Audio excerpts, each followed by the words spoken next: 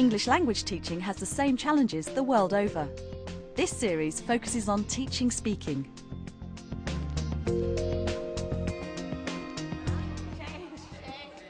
We've come to Thailand to see how teachers here monitor their students' speaking activities, and we'll have expert tips from teacher trainer John Kay.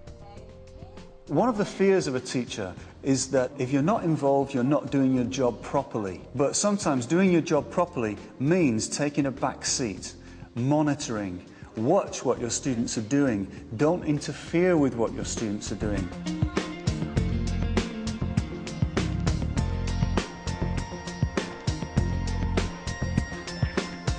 Monitoring requires strategies. Your students are on task, so now what?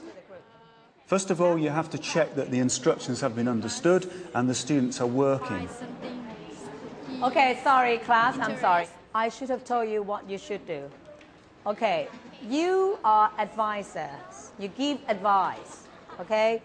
If your activity requires your students to work in pairs and you have one person who's left over, put that person into a group of 3 so that this frees you to monitor what's happening with all the other pairs. If your students are holding back, think about why this could be. Is it because they're fearful of making mistakes? Or is it because they don't feel confident enough? Or is it perhaps because you're monitoring them too closely? Stand back, take a back seat, leave them, lose the eye contact so that they don't know that you're there. The advisor needs to use the target language. If I were you. Sometimes it's a good idea to actually tell the students what you're monitoring for. Maybe you're monitoring for pronunciation or accuracy, to see how they're actually using the language that they've practiced beforehand. If I were you, I would try to talk to people. Rather than helping them just with the target language, are they using the useful language in the group activity? If not, maybe you could prompt them in this direction. If I were you, I will find a comic and read it. It's funny. But don't stop them from being experimental and using English. Encourage that. How many? And answer with there are and there is. So what do you do if the students just haven't got it? Well, go in, help them with it. But don't interfere too early. Pig. Give them a chance to sort it out for themselves. Peer correction. A horse. There are 2 horses in my farm. Are they doing it successfully? If they don't need any help, then stay out of the way. Listen.